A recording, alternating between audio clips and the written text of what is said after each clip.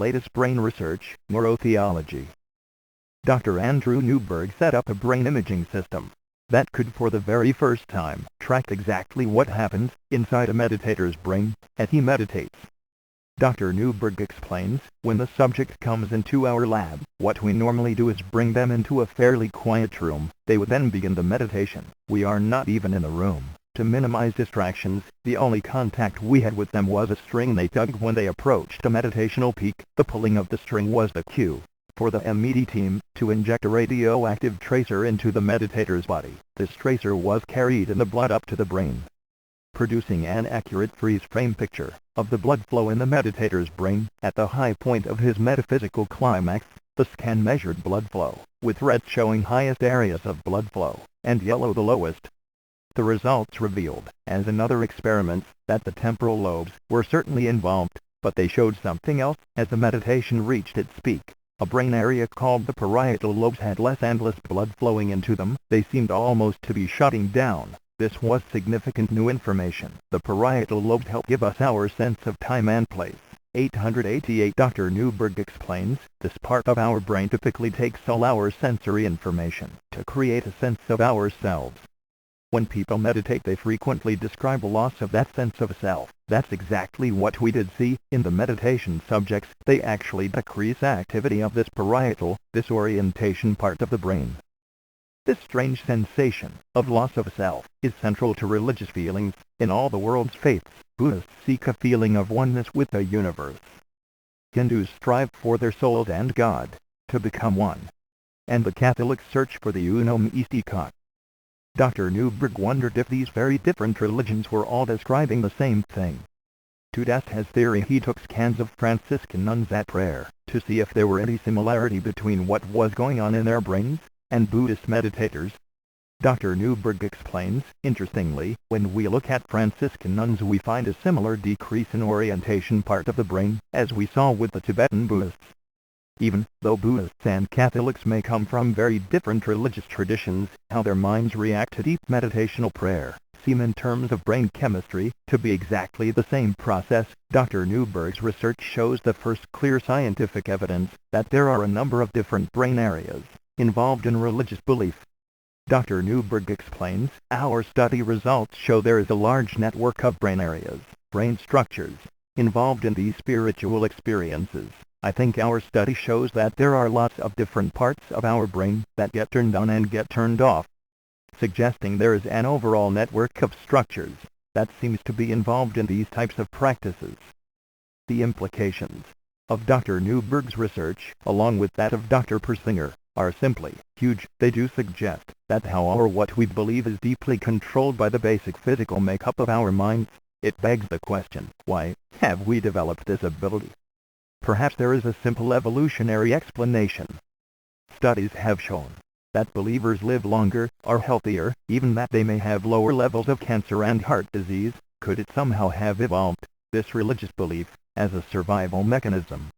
In reply, only a rhetorical question from Dawkins to this proposition. He said, if you ask the question what's the survival value of religious belief, it could be you are asking the wrong question. What you should be doing is asking, what's the survival value of this kind of brain, which manifests itself as religious belief under the right circumstances?